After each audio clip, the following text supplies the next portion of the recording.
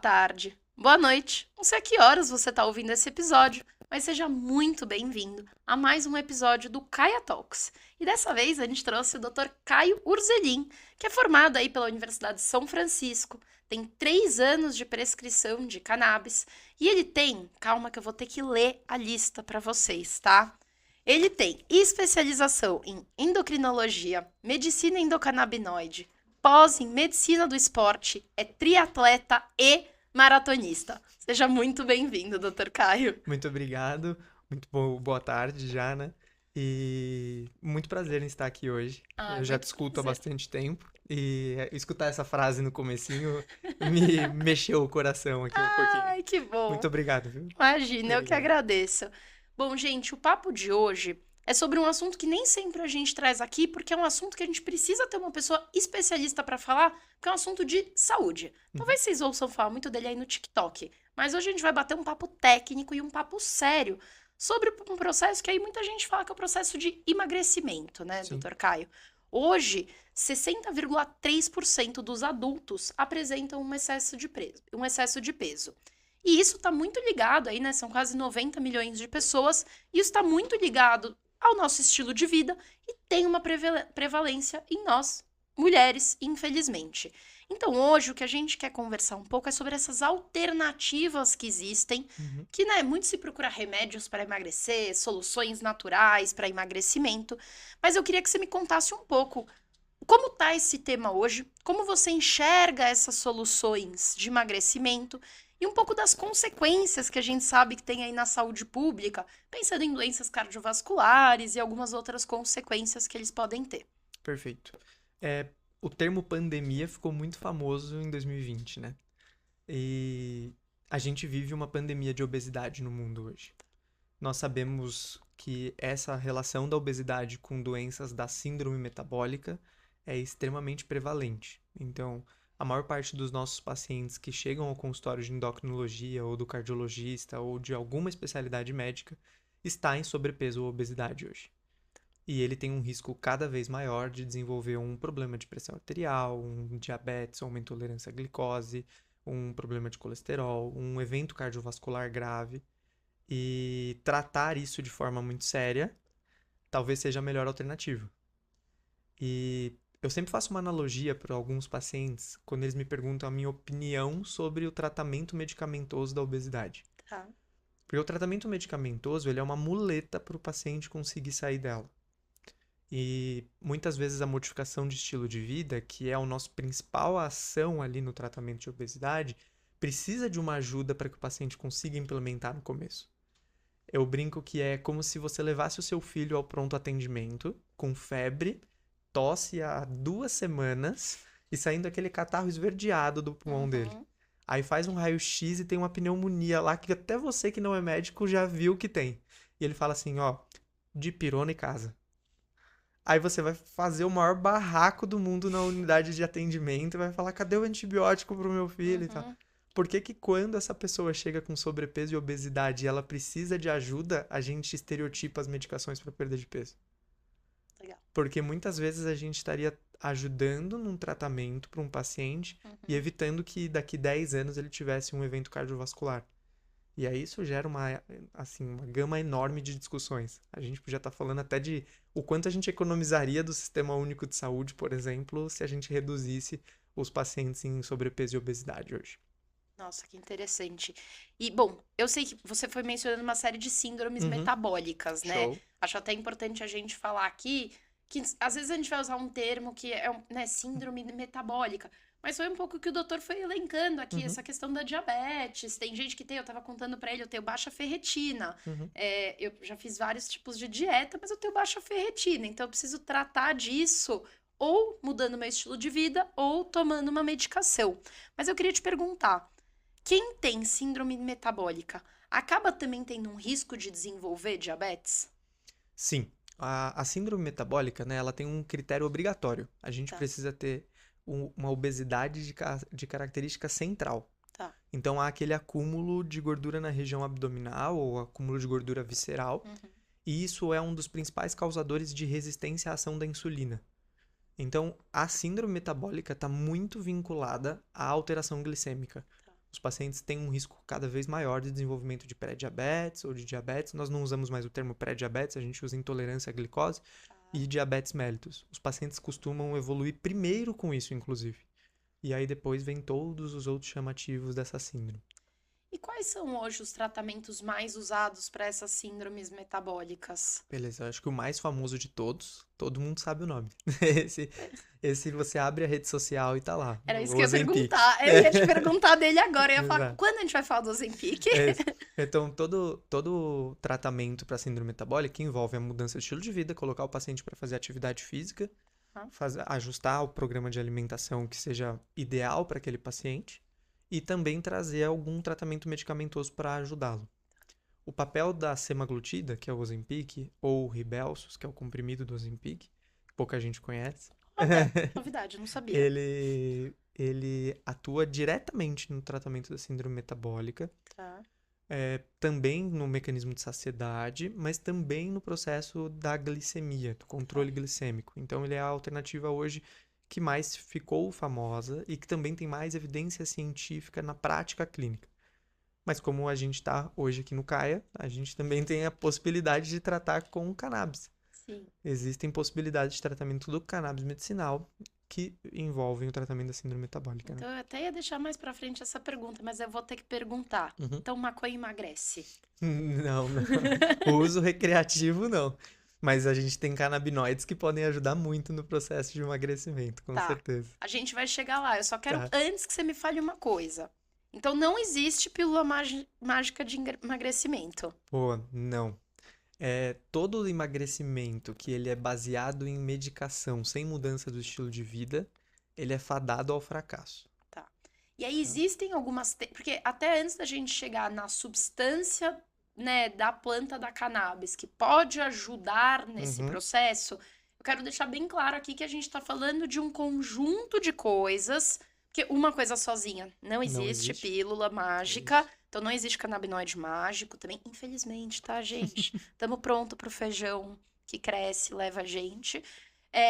Mas existem terapias ou existem hábitos que você considera que são saudáveis e que aí sim, aliados a um tratamento medicamentoso, são, vamos dizer assim, pontuais e extremamente eficazes? Sim.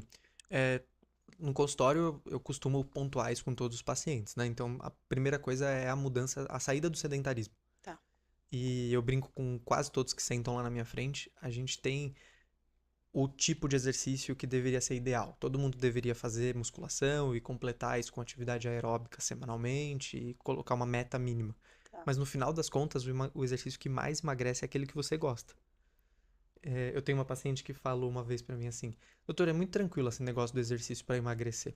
Eu só preciso fazer hoje e pro resto da minha vida.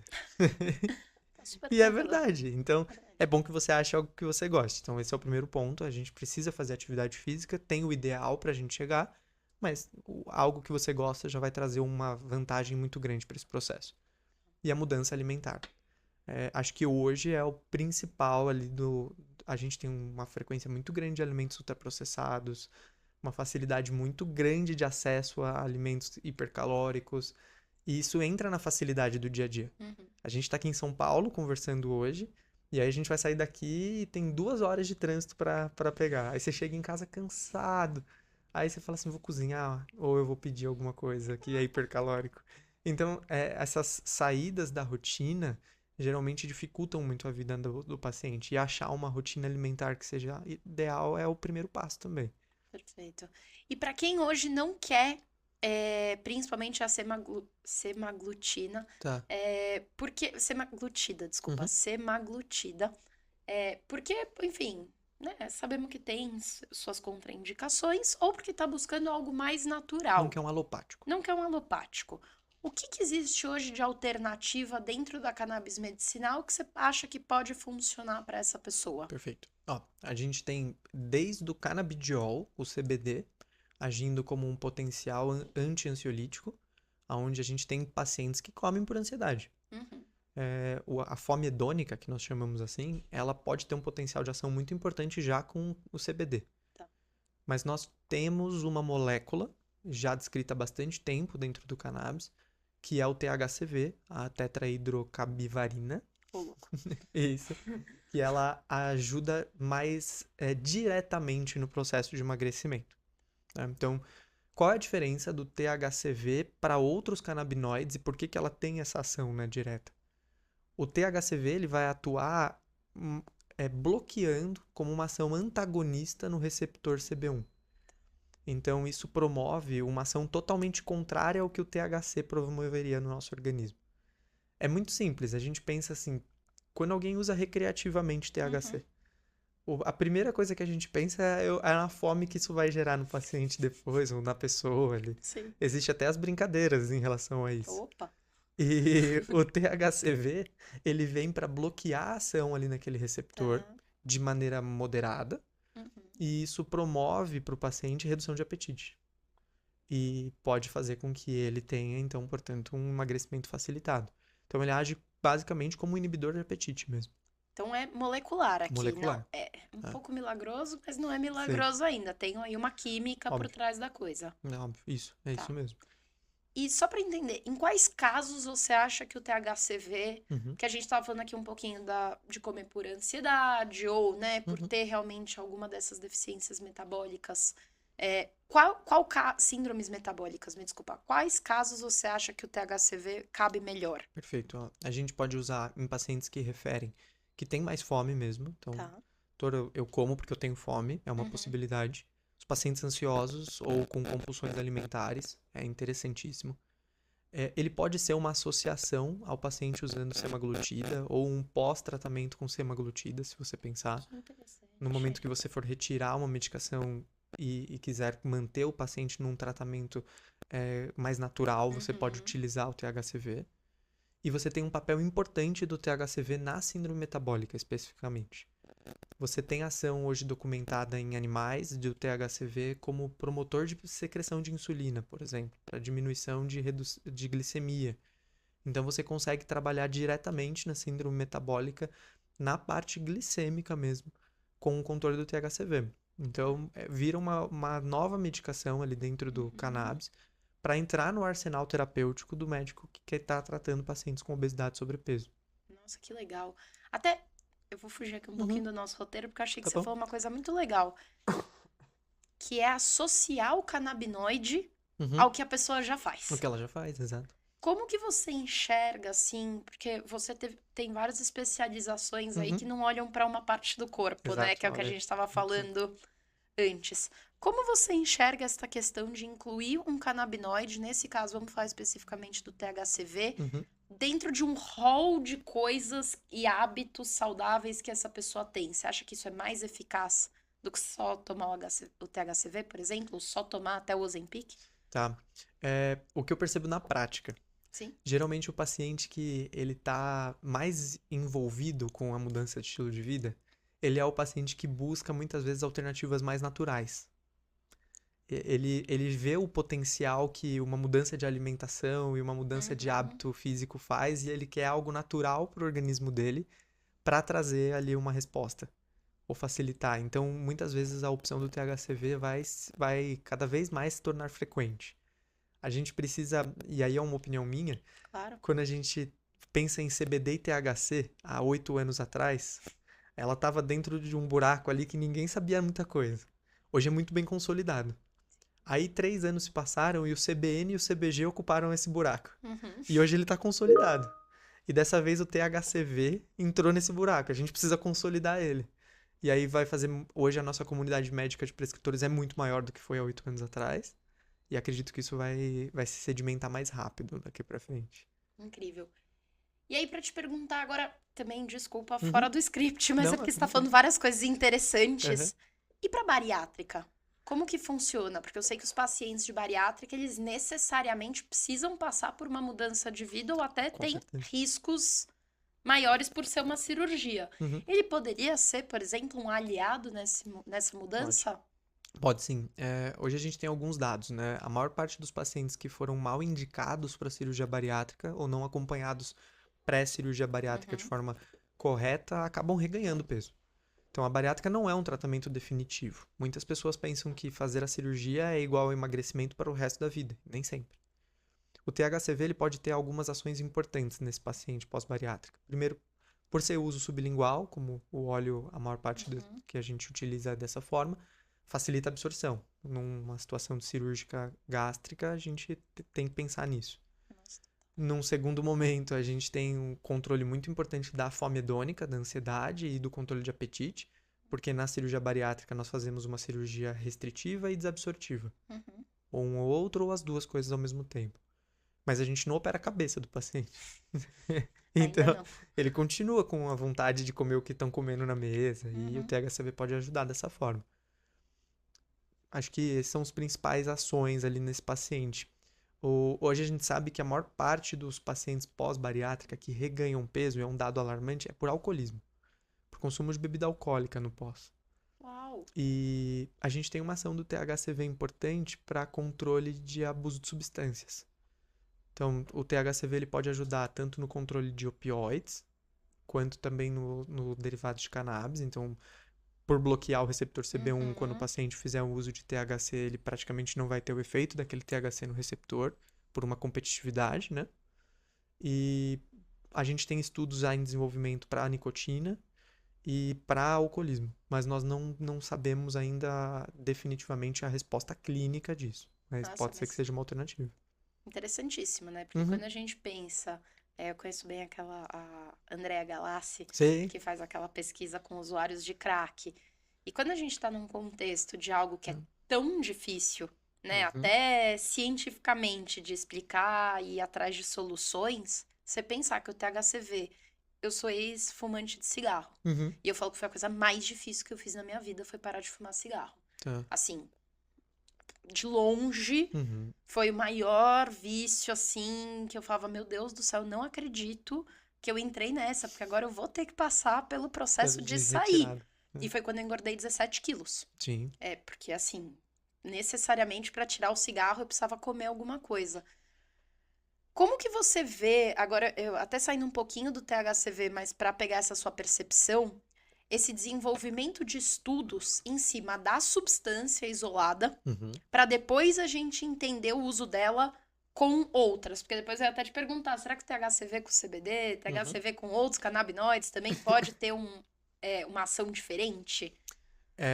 A gente tem, por exemplo, no caso do THCV, muitos estudos diretamente com animais. E poucos estudos ainda na prática com estudos randomizados com humanos e prática clínica. Acredito que, por exemplo, num país como o nosso, no Brasil, onde basicamente a gente tem ainda muito a ser vencido em relação ao tema com cannabis, um estudo desse tipo vai demorar alguns anos, talvez. Mas a minha fé é depositada de que nos Estados Unidos, por exemplo, e em países europeus, a gente consiga desenvolver esse tipo de estudo cada vez mais fácil.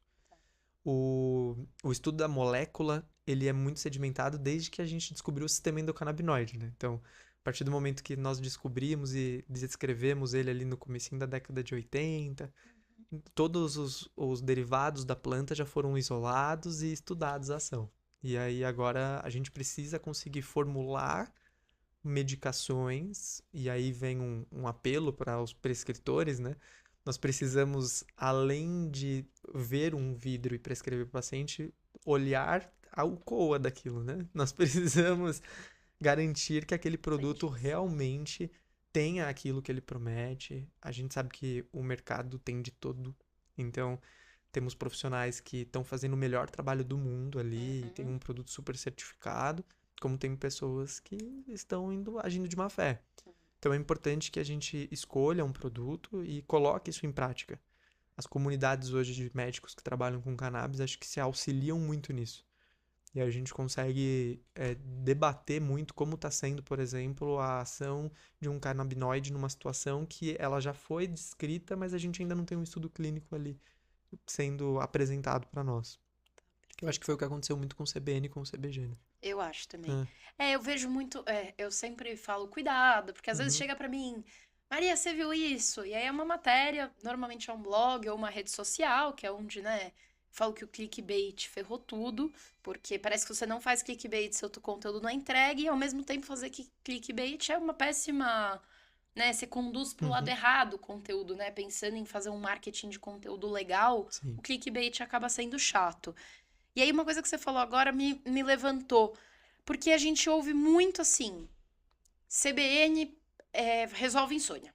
Uhum. E aí eu sempre penso, falo, caraca, insônia não é uma... Eu tenho insônia, não é uma coisa simples. Tem coisa aí que eu posso, tomar o que for, que eu posso até dormir. Mas não significa que eu vou dormir bem ou que eu vou acordar bem, porque o meu problema era outro, não era só o pegar no sono. Como que você enxerga os canabinoides nesse lugar de isso pra aquilo? Uhum. E também, até aí, voltando um pouquinho pro THCV, onde você vê ele já num lugar de, não, aqui, pode ser por experiência clínica, já que os estudos não estão contribuindo, a gente pode falar que ele tem um efeito bastante direto. Bastante direto, tá.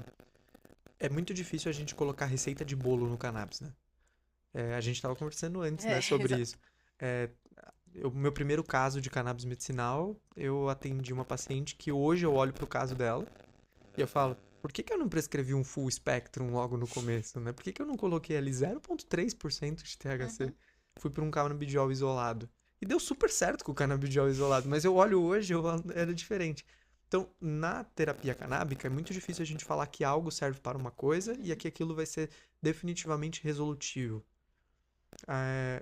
Cada indivíduo tem um sistema endocannabinoide único. Então, a interação desse canabinoide com o seu sistema endocannabinoide vai ser diferente do meu. E nós precisamos ter alguma categorização. Eu acho importante ter. Então, quando a gente pensa em CBN com uma ação da insônia, eu acho que vale a lembrança. Por exemplo, se eu prescrever CBN pro meu paciente de manhã e mandar ele trabalhar, talvez ele fique com muito sono durante o dia. É uma boa ideia. Então, talvez seja... É bom você lembrar que serve muito pra insônia, então é melhor você deixar de noite. Tá. E aí você consegue guiar um pouco mais a prática clínica. Tá. E aí o papel do THCV vem nisso. Se o papel principal dele é bloqueio do receptor CB1, e você vai ter ali um controle de apetite, então a indicação principal para pacientes que precisam perder peso. Tá. Pacientes com compulsão alimentar. E aí, secundariamente, você vai tentar tratar outras condições. Se você olhar estudos sobre THCV, colocar lá no Canaquis, lá, por exemplo, THCV, você vai ver ação anti-epilepsia, ação antidiscinesia, liberação de serotonina. Então, você tem uma série de outras ações que, num primeiro momento, podem acontecer, podem contribuir para outros tratamentos dentro da cannabis, mas que o enfoque principal talvez não seja ele. Tá bom, perfeito. Bom, você falou aqui, né, de controle de apetite. E se tem uma coisa que teve aí na vida para controle de apetite foi solução milagrosa, terapias milhares e muita coisa muito antiga, né? Acho que assim, principalmente para quem é muito novinho, foi prescrito uma coisa super agressiva e aí hoje em dia tem essa consciência que fala, caraca, eu já tomei isso, novinha daquele jeito. Foi para amor. Não, eu falo, eu conto o meu caso pessoal, gente, porque, eu posso abrir meu dado sensível, eu não posso abrir de outros pacientes, e porque eu acho que cria essa conexão de ver que às vezes a gente tá aqui agora com uma determinada cabeça, só que a primeira coisa que eu fiz quando eu engordei 17 quilos, a primeira coisa que aconteceu foi me prescrever Daforin, pra controlar meu apetite. E eu tive uma consequência péssima com o Daforin, porque eu nunca tinha tomado um ansiolítico, e eu fiquei super down, assim. Baixou total. Total, assim, eu já percebi que eu não me dou bem com esse tipo de coisa. E aí eu queria te perguntar, quais seriam os diferenciais do THCV versus essas estratégias que a gente pode chamar até de um pouco mais antigas ou até um pouco mais agressivas, né? Quando a gente pensa nessas medicações mais antigas, os principais são os inibidores de apetite, então, sibutaminas e derivados. A ação neurológica é muito intensa. E então a liberação de neurotransmissores é muito maior. Então, no caso da sibutramina, por exemplo, nós temos a liberação de um neurotransmissor que gera uma agitação tremenda. E aí muitos pacientes geravam picos ansiosos, picos de pressão, não se adaptavam bem à medicação, gerava insônia e uma série de outras coisas. E quando a gente pensa no THCV, como o canabidiol também, o efeito colateral é inexistente, né? Então, nós temos a possibilidade de tratar um paciente e isentá-lo de efeito colateral. Então, é a primeira vez que a gente começa a pensar numa substância que pode agir como um potencial inibidor de apetite sem trazer os efeitos deletérios que os inibidores de apetite do passado faziam. Isso provavelmente vai mudar bastante coisa nas nossas prescrições nos próximos anos. E sem risco. A gente tem um estudo clássico, né, que é uma medicação chamada Rimonabant. Tá? Quem já leu alguma coisa de cannabis já se deparou com Rimonabant. Ele foi uma medicação que também tinha uma ação de bloqueio do receptor CB1. Qual a diferença dela pro THCV? O rimonabant, ele bloqueava fortemente o receptor CB1 e ele inibia fortemente o apetite. Começou a ser comercializada na Europa. Os pacientes começaram a perder muito peso. Só que eles perdiam a vontade de viver. Porque, da mesma forma que a gente brincou no começo que o THC gerava aumento do apetite e bloqueou, o THC deixa as pessoas alegres também. Então, a anandamida e o 2-AG, agindo lá nos seus receptores cerebrais, também vão te deixar alegre. E aí, você bloquear totalmente aquilo gerava uma alteração. O que a gente observa na prática clínica e nos estudos com animais? Que o THCV não gera esses efeitos iguais do rimonabant. Eles geram um bloqueio moderado desse receptor e, em paralelo, a gente tem uma ativação de receptores de serotonina. Então, a gente tem uma melhora do padrão, assim, de alegria e de ansiedade. Bloqueia de um lado e Libera libera de do outro. outro. Famoso homeostase. Exato. É o famoso homeostase do sistema endocannabinoide. Primeira coisa na minha vida que eu fui perguntar para um médico, logo que eu comecei a entender de cannabis medicinal, foi: Oi, você pode me explicar o que é homeostase? Aí, no caso, era meu tio, ele ficou tipo: Por que você quer saber o que é homeostase? A pessoa formada em relações internacionais, né? Nada a ver. Aí eu, não, por causa de cannabis. Ele, oh, meu Deus. Tá bom, vamos lá, senta aqui que eu vou tentar te explicar. E é muito doido isso, né? Porque parece que não, mas pra quem ainda às vezes tem dúvida, e aí até peço que você explique um pouquinho melhor, eu vou falar aqui do meu jeito, mas deixa técnico aqui pro nosso pessoal, pensar que o nosso corpo tem um sistema de equilíbrio, ou que busca sempre nos equilibrar, Isso. prova que a gente é muito inteligente internamente. E como, né, a gente brinca que a gente produz cannabis com todas as aspas do mundo, mas o doutor falou aqui da anandamida e do 2H... 2AG. 2AG. Mais fácil. 2AG. Que são os nossos endocannabinoides, certo? Que são os canabinoides que a gente produz pelo sistema, certo? Isso. E eles são os responsáveis por esse balanço. Isso, exatamente. Então, quando eu dou aula sobre cannabis, eu começo sempre explicando uma coisa que já me deparei no consultório várias vezes. Outros colegas médicos já me fizeram essa pergunta. Falaram assim: nossa, então você está prescrevendo um negócio aí que acharam o milagre na Terra. Porque se você parar para pensar, faz todo sentido do mundo alguém ter esse preconceito. Você vê uma criança com epilepsia tomar e controlar a epilepsia. Você vê um idoso com Parkinson parar de tremer. Aí você vê um paciente paliativo melhorar a qualidade de vida dele, ou um oncológico conseguir combater melhor o câncer porque ele melhora o efeito com quimioterápico. Aí você fala: nossa, o negócio é milagroso. Sim. E a resposta é que o sistema endocannabinoide que nós possuímos dentro do nosso organismo, ele serve para homeostase, para equilíbrio de todas as funções do nosso organismo, seja cerebrais ou em órgãos periféricos. E o cannabis, seja ele o CBD, o THC, o THCV, o que seja, está lá para mimetizar, imitar o que o nosso endocannabinoide não está conseguindo promover um equilíbrio. E então, provavelmente, a área de atuação vai ser ampla. Então, e uma pergunta que eu faço para todos os meus pacientes em uso de cannabis: o que melhorou que a gente não imaginava que ia melhorar? É muito bom isso.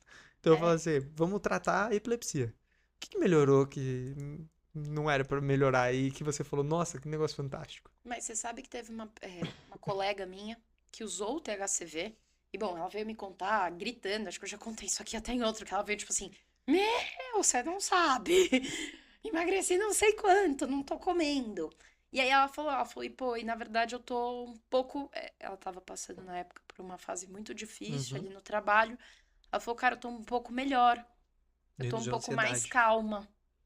E aí o dela era muito voltado até pra estresse. Tá. Porque ela tem realmente um negócio ali de pressão, entrega, fim de mês, bater meta. E ela falou: cara, não sei. Eu senti que a minha vontade de socar a cara de alguém diminuiu. Tô zen. Aí eu ia te perguntar, isso é uma coisa que talvez o THCV, que a gente ainda não saiba, ele pode também ser uma ajuda de estresse? Pode. Ele tem essa ação da serotonina que nós conversamos, né? Então isso pode ajudar muito no controle de ansiedade e afins. Mas o THCV pode ter essa ação também. O que a gente observa na nossa hall de prescrições, assim, né? Entre as formulações que nós temos, que, por exemplo, no caso de algumas medicações com THCV, há uma associação com CBD também. Tá. É como se a gente fizesse um full spectrum de THCV. Tá. Então a gente tem um CBD com THCV e ali vai aquela miscelânea, o famoso efeito entourage funcionando e as coisas vão se agrupando para ações diversificadas, assim. Tá, legal. E aí, deixa eu te perguntar uma coisa. Nossa audiência é muito grande. Uhum. Então, aqui agora pode estar escutando a gente, o paciente final, O o médico, o empreendedor, de tudo. Às vezes, um analista da Anvisa, se você estiver aqui, né? E aí, eu queria te fazer algumas perguntas um pouco mais objetivas, assim, até pra gente entender caso a caso, porque eu acho que as pessoas podem ter dúvidas muito pontuais. E aí, eu vou começar perguntando de uma que é justamente a junção de CBD mais THC para distúrbio do sono, que eu sei que é algo que é bem conhecido. Para quem usa essa combinação de CBD e THC para dormir, principalmente aí no formato de gomas, Tá bom. qual seria o melhor horário para o THCV? Aí a gente teria que deixar o THCV um pouco mais longe desse horário da goma, por exemplo. Porque se a gente usar o THCV, por exemplo, às 7 horas da noite e formos usar uma formulação rica em THC depois para dormir, provavelmente o bloqueio do receptor vai bloquear a ação do THC. Então, a gente vai precisar usar o THCV no período da manhã, no máximo até o horário do almoço, com aquela ação de 8 a 10 horas, para no período noturno a gente ter a ação do THC sobre esse receptor. Tá. E existe alguma contraindicação do THCV para quem está usando anticonvulsionante? Não existe uma contraindicação direta, até o THCV tem alguns estudos em animais mostrando ação anticonvulsivante, assim como o CBD tem, mas a gente tem que ficar muito de olho sempre que a gente vai prescrever canabinoides com ácido valproico, que é uma medicação para epilepsia, porque a gente corre risco de alterações hematológicas, principalmente queda de nível de plaquetas, aumento de tempo de coagulação, aumento de risco de interação medicamentosa hepática. Aí é importante ou trocar o anticonvulsivante com o paciente ou com o neurologista que está acompanhando ele, ou acompanhar isso muito de perto, assim. Então, o melhor horário seria de manhã normalmente, Isso. ou isso é mais especificamente para aquele caso do CBD e THC? Mais especificamente para aquele caso. Então, pensando que, como todo óleo que nós utilizamos, o tempo de ação costuma ser de 8 a 10 horas, num paciente que a gente vai precisar tratar amplamente para perda de peso, o ideal seria uma posologia de 2 a 3 vezes no dia, dependendo de caso a caso. Caramba, tá. E para quem tá fazendo o controle da desglicemia de jejum, tem um melhor horário para usar o THCV? Você não tem ainda uma ação direta, né, sobre a diminuição da glicemia. Então, acredito que muito a diminuição da glicemia vai acontecer pela redução do peso. Tá. Então, segue mais ou menos o tratamento que a gente conversou na última pergunta. Mas, a ação lá de liberação de insulina, que a gente conversou rapidamente, pode ter uma ação importante. Então, se meu paciente chegasse hoje com uma glicemia de jejum muito alterada, eu colocaria um THCV à noite para ele, por exemplo. Tá. Para ajudar a Pra balancear ajudar a isso. balancear um pouco. Tá bom. E você falou aí, né, da interação com um dos medicamentos. Tem outras interações medicamentosas já documentadas que é legal o nosso público saber?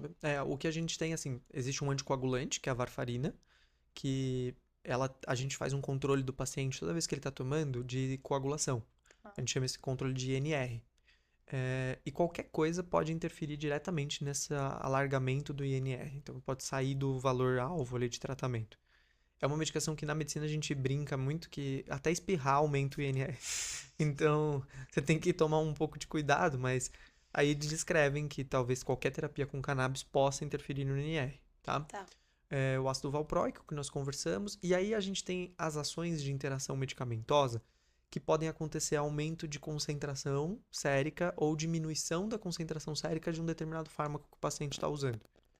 Eu vou usar um exemplo esdrúxulo, assim. O paciente usa um benzodiazepínico para dormir. Ele toma lá um diazepam para dormir, ou um zolpidem, o que seja.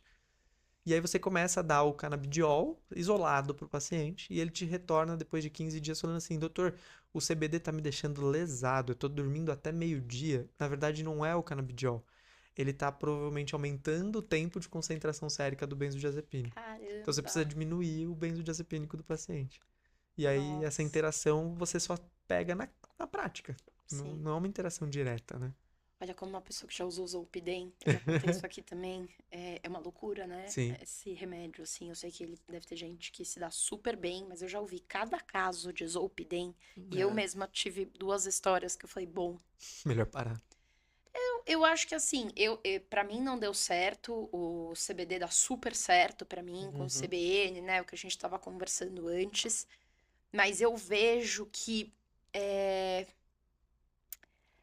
essa perda dessa consciência, né, você falar coisas que você não lembra. Eu Uhum. tenho o caso de uma pessoa que, pô, durante a madrugada faleceu um bicho, foi acordar uma pessoa que tava com Zolpidem, a pessoa acordou e falou, não, põe dentro do forno que amanhã a gente assa.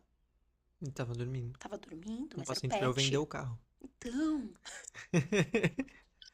gente, a gente dá risada, mas é de nervoso, tá? Não é Exato. de achar graça. É porque esses casos são. E É, aí, nesse caso que a gente vê o quanto os canabinoides nesse aspecto são muito mais sim, seguros, né? sim, sim, muito mais, muito mais. Porque eu ia até te perguntar agora. Ele pode ser indicado no controle antidrogas, porque se a gente pensa que a pessoa tá usando algum tipo de droga, Uhum, o canabinoide, ele tem uma interferência. Porque você falou que ele, sim, né, tá sendo tá sendo pesquisado pesquisado. para isso. Hoje a gente sabe que, por exemplo, principalmente em adictos por opioides e adictos por cannabis recreativo, né, Uhum, por sim. THC, o THCV vai bloquear fortemente ali. Então, provavelmente pode ser uma área de atuação importante. Assim como o CBD já era, né? Então. Então, o THCV traz isso também de forma muito, muito eficaz. Não, porque eu tô pensando que tem gente que não consegue sair, né, do Zolpidem. Exato. Não, tem gente que não. Hoje a gente tá falando de uma. Os psiquiatras descrevem muito isso, assim, nas aulas deles. É uma pandemia de pessoas usando Zolpidem, né? Assim, muita gente. E. Bom, o Twitter que o diga, né? O É. X agora, porque eu, a primeira vez que fui escrever um texto pra Kaya Mind sobre o Zolpidem, Uhum. eu comecei a pesquisar no Twitter e eu fiquei tipo, eu não sei se eu quero mais pesquisar esse assunto. As pessoas contando cada coisa de É. venda de. É isso, de comprar passagem pra Turquia, que o avião sai em 6 horas. Uhum. E dormir. Sim. Imagina, que loucura, você gastar 8.000 reais numa passagem pra Turquia e vai dormir? E vai dormir. É Sendo muito que bom. o avião sai ali amanhã de manhã. Mas eu acho legal a gente falar dessas coisas, porque eu sempre trago, apesar de hoje, a regulamentação da cannabis, colocar ela no mesmo patamar Uhum. de outras substâncias, que podem ser consideradas aí um pouco mais perigosas nesse sentido de efeito colateral e tal. Eu vejo que isso é muito ainda por uma falta de até conhecimento da agência e dos profissionais Isso. de em qual categoria a gente põe Uhum. e quais formulações entram em qual categoria? Porque é o que a gente estava falando, né? Uhum. Um para um É. não é igual a um CBD 3.000 miligramas. Não é igual. É completamente diferente. Para algumas pessoas, isso pode bater como uma bomba. Pode ficar muito diferente, assim. Então, você pode pegar um. Quando dou aula, a gente tava conversando, né? Eu Uhum, costumo dar aula lá pro pessoal da Leve Academy, que é muito legal, assim, e eu consigo categorizar pra prática clínica. Eu gerei uma forma que eu acho que fica fácil, assim. Então, eu divido os canabinoides em 3 grupos. A gente fala quimiovariante, tipo 1, 2 e 3. uhum, 1 é rico em THC, 2 é 1 para 1, uhum. e o 3 são os full spectrums, broad spectrums e CBD isolados. Tá. Beleza? E a primeira coisa que a gente tem que fazer é avaliar se o nosso paciente pode usar THC. Então, a gente conversou um pouco antes aqui, Uhum, então, um paciente menor de 21 anos a gente vai ter que colocar muito na balança. Um paciente que tem algum transtorno psiquiátrico grave, uma esquizofrenia, por exemplo, a gente não vai usar. Pacientes com doença cardíaca instável, que o THC pode aumentar a frequência cardíaca. uhum. Então, você tem que responder algumas perguntas básicas na sua anamnese ali com o paciente, para você falar assim, não vou usar 1 e 2. Sim, Tem paciente que é hipersensível ao THC. Aí exatamente. você coloca uma nada de THC e ele fica viajando com o vapor do banho, assim. Então você tem que evitar essas coisas. Então é importante a gente categorizar, colocar isso. Eu acho que futuramente o mercado brasileiro tende a se aproximar mais da farmácia. Eu acho que vai chegar um momento que a gente vai ter isso disponível, assim, Sim, mais amplo, sem precisar uma importação, enfim. E aí, nesse momento, essa categorização vai ser super importante. sim. Até porque eu acho que devem ter coisas, como é no resto do mundo, que são Uhum. prescritas com mais controle e E outras outra que sem. vão ser entendidas como fitoterápicos mais leves, Uhum. né? Acho que eu sempre brinco do tal do Pasalix, Uhum. mas é porque eu falo, pra mim, o dia que me apresentaram o Pasalix, eu percebi que era uma coisa super leve, super segura, me deu muita independência na Uhum. minha gestão da minha ansiedade. Eu não sei quanto era placebo também, né? De estar tomando uma comprimida e falando, bom, fiz alguma coisa. Alguma coisa mudou. Eu mesma fiz alguma coisa. Agora, se nada melhorar, eu tentei. E você sentir essa... Porque eu acho que às vezes quando a gente tá com alguma condição, ou a gente tá com algum sintoma, Sim, assusta perder esse controle, né? Assusta você não saber o que tá acontecendo. O sim. Zolpidem, pra mim, na época, foi muito isso. Eu fiquei tipo, nossa, mas que insônia é essa que eu tenho? O que que tá acontecendo comigo Que nesse eu tô momento, tomando né? um negócio desse. Você perde o controle do teu corpo, né? Então, e aí isso é uma coisa que eu ia te perguntar, por quê?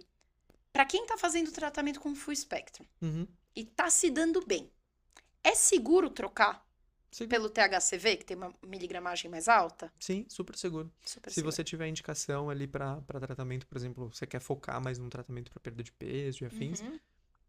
pode ir tranquilamente nessa troca. Sempre com acompanhamento do seu Sempre com médico, acompanhamento do tá? Eu acho médico. importante sempre reforçar isso. Sim, E acho sim. importante também para quem é prescritor ou para quem é profissional da saúde e ainda não é prescritor e tá Uhum. ouvindo esse papo, eu sempre falo assim, tudo que eu falo, mas sempre vai falar com o seu profissional de saúde, sempre vai falar Uhum. com o seu médico. Não é pra, sabe, tirar o corpo fora. É porque, né, a gente tava brincando aqui, mas, pô, há um conhecimento e um estudo Por trás. técnico É. que pra quem não é, eu não sou da área. Uhum. Eu me esforço pra caramba pra entender, falar as palavras certas, trazer os termos corretos. Mas eu jamais me sentiria segura pra alguém me perguntar assim: eu uso tal coisa, eu posso começar a usar outra? Você Não fica sei, muito. pelo amor de Deus, não me faz esse tipo de pergunta, sabe? E acho que, assim, até troca, tudo bem, mas acho que todo mundo conhece pacientes que usam, por exemplo, dois derivados de medicação canábica. Nossa, super. Então, você pode pensar em uma associação, talvez. Então, se o paciente usa um full spectrum rico em CBN para dormir e Uhum, você quer fazer um full spectrum rico em THCV de manhã para controlar o apetite, pode ter uma associação, não tem problema. sim. E existe alguma ação psicoativa do THCV? É justamente essa ação, na verdade, é contrária, né? Então, Tá, ela não é uma ação psicoativa, né? Ele vai bloquear o CB1 e ele vai bloquear a psicoatividade. tá bom. Essa- E aí, bom, antes da gente passar, eu vou fazer algumas perguntas aqui mais para a linha do esporte, Tá porque eu bom? acho que é uma coisa que, né, principalmente para quem tá falando de controle de peso, se você é um atleta ou você Uhum. tá buscando isso, às vezes o peso é um fator essencial. Mas antes eu queria falar aqui que esse podcast, né, esse vídeo que a gente tá fazendo, tá sendo patrocinado pela Carmens, que tá trazendo para o mercado um produto com essa formulação. Você Isso. pode contar um pouquinho da formulação desse produto e o que você achou interessante? Beleza. A primeira coisa que eu achei muito interessante no produto da Carmen's é que é praticamente um para um de THCV com CBD. A gente tem aproximadamente 900 miligramas de cada um deles. Tá. Então, isso traz para nós também o efeito terapêutico do canabidiol no tratamento com o THCV. Sim. Tá? Então, traz até mais segurança para a sensação de controle de ansiedade. É muito interessante. O pessoal da Carmen's pensou também no controle mais metabólico, relacionado à síndrome metabólica, e aí investigou que a ação da vitamina D, por exemplo, seria importante nos pacientes com síndrome metabólica, com controle de risco de doenças cardiovasculares, de deposição de cálcio na parede das artérias, e optou por acrescentar no Carmen's Fit, né, que é como Uhum. eles chamam o produto, uma concentração de vitamina D com vitamina K2 para uma facilitação da absorção dessa vitamina D e da consolidação do cálcio no osso. Então eles colocaram um produto com uma dose que praticamente em 10 gotas ali do produto você tem uma dose de manutenção diária de vitamina D para o paciente. Então eles fizeram uma associação. E foi interessante. Eu estou ansioso para ver na prática como que os pacientes vão aderir a isso, né? Uma dúvida que um colega médico me fez essa semana do produto especificamente, falou assim: e se meu paciente fizer uma hipervitaminose D? Se ele toma muito. E é praticamente impossível, porque no vidro todo tem 90 mil unidades Tá. de vitamina D. E quando a gente faz uma dose de ataque para o paciente, a gente propõe 50 mil unidades por semana Ô, louco. por 8 semanas. Ou seja, ele teria que tomar um vidro inteiro por dia, É por só não muito. beber o vida inteiro, E então, que gente. dificilmente ele vai fazer isso. Eu sempre falo isso, às vezes algumas pessoas. Mas não é perigoso, mas eu falo, gente, antes de ser perigoso, você vomitou. Deixa eu É, te falar uma coisa. Muito provavelmente, antes de ser perigoso, você já tá vomitando, porque não é uma coisa que também cai sim. levinha. E tem paciente que me pergunta assim: eu posso ter overdose, né, da medicação? E aí é um dado interessante. A gente não tem receptor CB1 e CB2 no tronco cerebral. Então, dificilmente alguém vai ter uma parada cardiorrespiratória, até mesmo se ele acendeu um cigarro de maconha, ele não vai ter parada cardiorrespiratória.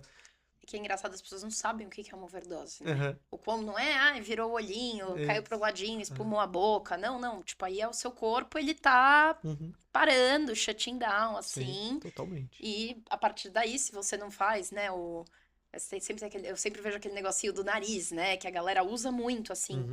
de redução de danos, Sim, assim, sim. que no fim, acho que o uso de drogas, né, tem cada vez sido mais debatido, Isso. porque acho que também foram muitos profissionais da saúde, os psicólogos que trouxeram, tipo, olha, parece ser inerte ao humano. Uhum. Afinal de contas, não parece estar parando. E tem um combate grande a esse Sim. assunto há bastante tempo. Então, como também entender o que funciona e o que não funciona? E é isso que a gente falou, de ele ser um bloqueador do receptor CB1. Uhum. E é justamente pelo receptor CB1 que a gente muitas vezes sente os efeitos desses psicoativos, torna ele um cara super interessante, né? Porque é Sim. um dos poucos jeitos de talvez tratar isso de uma maneira mais natural, né, Isso. gente? Afinal de contas, enfiar substância alopática a todo Você custo tá não. trazendo mais uma substância química pra isso, né? É, Concordo. então. E aí, bom, falando aqui um pouquinho sobre esportes, e aí a gente vai falar sobre o THCV, mas sobre outros canabinoides, porque quando a Uhum. gente pensa em esportes, a gente tem dois tipos de atleta, né? Uhum. A O- gente tem atletas de alto rendimento e que participam de alguma competição com Uhum. ligas, né, o ADA e ligas antidoping, né, Uhum. agências, na verdade, antidoping. E você tem atletas de altíssima performance também que não são competitivos, Uhum. então que não participam dessas competições. Então eu vou te perguntar um pouquinho Dos sobre dois. esses dois. Ok. Primeiro falando aí da galera que tá na competição. Ok. Então, de Ironman Ah. a maratonas. Maratonas, acho que as maiores que tem só, né? Os atletas profissionais, né, Os nesse caso. atletas profissionais. Uhum. É seguro o uso do THCV por esses atletas? Não. É, Eu vou abrir um parênteses também. Por A favor. gente coloca também os profissionais que fazem testes de dopagem porque dirigem, por exemplo, caminhão, Ah, do trabalho. porque dirigem ônibus, avião, helicóptero e afins. Sim. Então, qualquer derivado canabinoide pode ser pego nesse teste de dopagem, exceto o canabidiol, o CBD. O CBD ele é liberado por todas as agências regulatórias, então Uhum, desde a WADA até o Comitê Olímpico uhum. Internacional libera que os pacientes utilizem CBD. Então os atletas podem usar. Que aí são dados interessantes, assim. O principal validação que a gente tem do uso do CBD nesses atletas é a redução de ansiedade para competir. Melhora a qualidade do sono e a ansiedade. Então, pensa que você treinou 8 anos da sua vida para correr 100 metros rasos numa Olimpíada. Como que você vai estar ali na semana da prova? Então, o CBD pode ajudar você a ficar menos ansioso. E nas últimas Olimpíadas, nas Olimpíadas de Tóquio, foi a primeira Olimpíada que a gente foi liberado, né, o CBD. Uhum. E os atletas que utilizaram responderam isso. Nossa, ó, o Legal, que eu senti mais foi que eu tive menos ansiedade para competir legal. e trouxe uma melhora importante. Agora, pro outro grupo de atletas, né, para os atletas que são amadores ou que não vão ou mesmo amadores que não vão participar de uma competição com dopagem, Uhum. aí você tem uma aplicabilidade clínica não só do THCV, mas de vários outros medicamentos, Tá. tá? Derivados do cannabis. E aí eu queria te perguntar, assim, pensando tanto no atleta de alto rendimento quanto no atleta normal, vamos Uhum, falar assim, que pode ser de alto rendimento, mas não é competitivo, uhum, quando que ele deve usar o canabinoide? Pensando que tem os momentos de treino de prova e uhum. tem os momentos de não treino de prova. Isso. Então vamos lá. Assim, eu acompanho bastante paciente atleta. Então Tá, hoje eu tenho uns 40% dos meus pacientes são atletas, ou de alto rendimento, ou amadores, e assim vai. legal. E a gente divide nesses pacientes que vão participar de alguma competição o período de treinamento deles. Então é uma conversa que às vezes a gente tem até com o treinador. Qual é o momento que ele vai estar, por exemplo, treinando especificamente para aquela prova, onde ele vai ter um volume de treino mais intenso. Uhum, Provavelmente naquele momento, esse paciente ele vai precisar de um canabinoide mais específico para redução da ansiedade, para redução de dor muscular, para que ele consiga dormir bem e se recuperar. Mas ele não vai poder, por exemplo, restringir a alimentação. Porque se ele fizer uma restrição alimentar muito forte, ele vai correr risco de lesão, ele não vai uhum, conseguir combater o que ele precisa vencer ali no treino. uhum.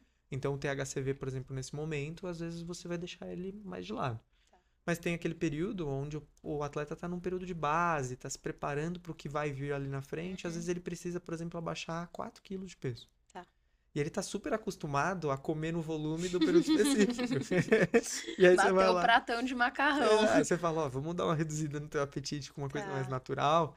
E aí o THCV já vai agir um pouco mais importante. Então você consegue ir fazendo essas interações dos canabinoides.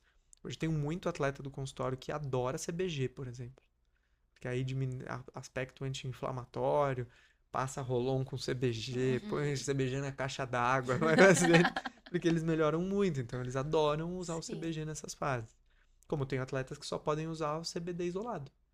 E aí a gente vai trabalhar sempre com CBD isolado e tateando dose e acompanhando esse atleta dessa forma. Tá. E tem algum. Bom, eu pergunto, porque eu não sou a pessoa mais fitness do mundo, mas Uhum. eu tento. E tem o tal do pré e pós-treino, Ah, né? sim. Entre as bananas com doce de leite, e os pães entre as crepiocas, e enfim, cada um fala uma Ah, coisa.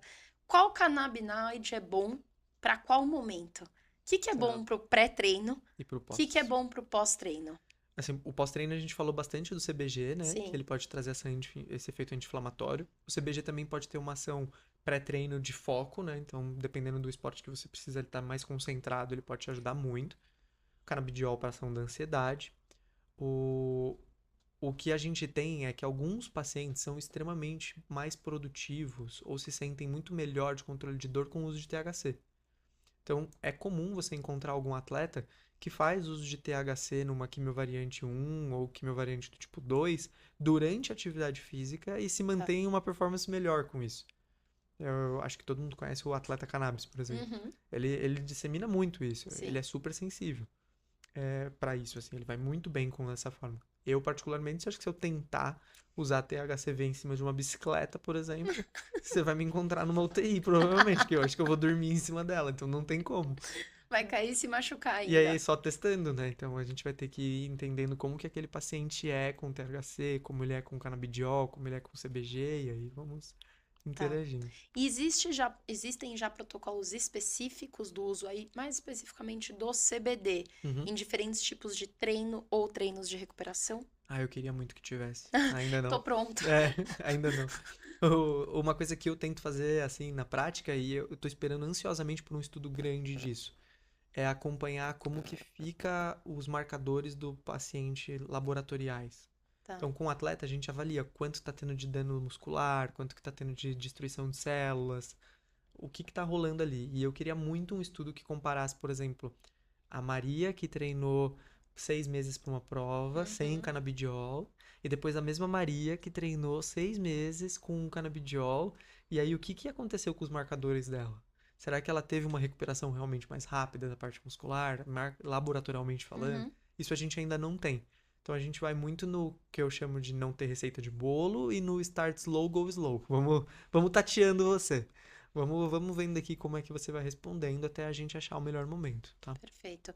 E bom, pra gente ir fechando, porque infelizmente nosso Uhum. tempo de papo está acabando, eu queria te pedir duas coisas. Uma, pra você me falar um pouquinho de áreas de pesquisa Tá. que você sente falta.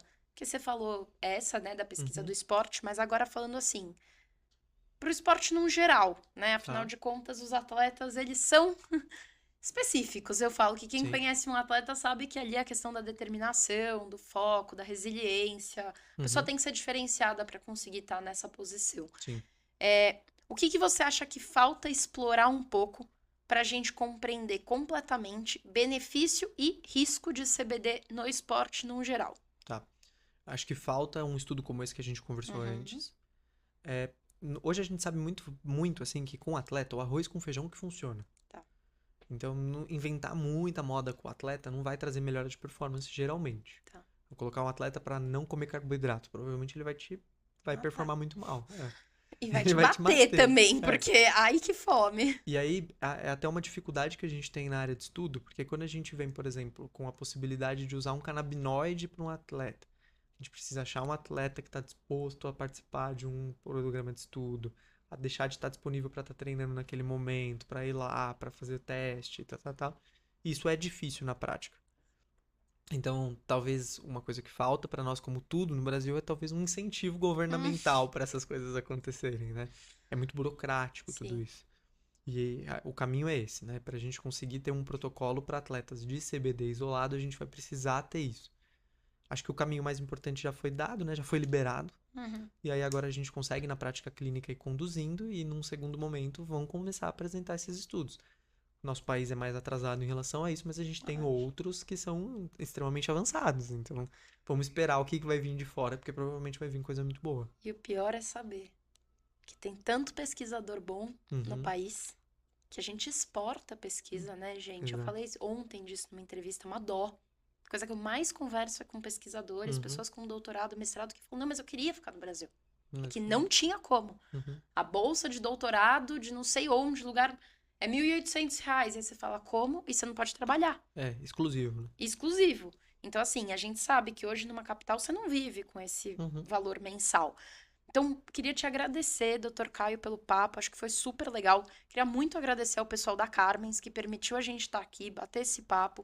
Acho que para quem é prescritor e quer conhecer, é uma marca que tem uma linha bem completa, que tem aí um trabalho sério, que disponibiliza COAS. Brincadeiras à parte, Sim, mas para quem é profissional da saúde e para quem é paciente, é sua bula. Você não tomaria um remédio que viesse sem o papelzinho. exatamente. Então, busquem o tal do papelzinho da cannabis, leiam lá, vejam. Vejam se está simplificado demais. Normalmente tem um QR Code que te leva para um site oficial. Uhum. Testem esse QR Code. Ver se tá tudo certo. Infelizmente, a gente já viu. A gente que está na prática, a gente vê e escuta Uhum. de tudo. Então, eu queria agradecer aí o pessoal da Carmens, que faz um trabalho sério e que eu acho que, na verdade, muitos de nós estamos aqui para isso, né? Sim. Criar conteúdo, ouvir conteúdo, aprender com os outros, porque a gente está explorando essa mata que está ainda alta, mas agora a gente já começa a ver aí um horizonte de onde entra, como entra, o que que faz. Uhum. E com a ajuda de doutores como o Dr. Caio, a gente vai desenvolvendo esses protocolos e a gente vai chegar aí Com na certeza. melhor parte. Queria que você deixasse aí uma mensagem para o pessoal, principalmente para colegas que talvez tenham interesse em entender mais o THCV e para quem é paciente e quer te buscar, como que eles fazem para te encontrar também. Tá bom, perfeito. Vamos lá. Primeiro eu queria agradecer a oportunidade de estar aqui com vocês. Sou super fã de vocês há bastante tempo e estar aqui hoje é uma realização muito grande. Assim. Obrigada. Para quem é da área médica e quer se tornar prescritor, a gente precisa dar o primeiro passo. É difícil, às vezes a gente tá cheio de estigmas, tanto sociais quanto médicos, antes de fazer essa primeira prescrição, mas testa com você, testa com algum familiar, você vai ver que a resposta vai ser muito boa e provavelmente vai te abrir os horizontes de estudo. Atualização constante é super importante para qualquer área da medicina, mas no cannabis é uma coisa bizarra. A gente comentou aqui, há 3 anos atrás, CBN e CBG era o THCV hoje é o THCV, daqui a pouco vai ser uma substância para pele, e daqui a pouco vai ser... E aí, cada vez vai ter uma atualização maior. Para quem quiser me procurar, a minha rede social, que é basicamente a de um triatleta maratonista, mas tá lá como doutor, tá? Vocês conseguem me encontrar, lá tem um link também para conseguir conversar com minha secretária no consultório. E Dr. DR, na verdade, Caio Urzelin, que é meu nome, beleza?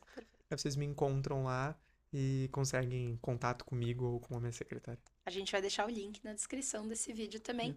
E mais uma vez agradecer a você que ficou aqui escutando a gente, que está buscando mais informação sobre esse tema, que é lotado de estigma e, na verdade, faz um bem danado para um monte de gente. E a gente está aqui tentando quebrar um pouquinho desse preconceito.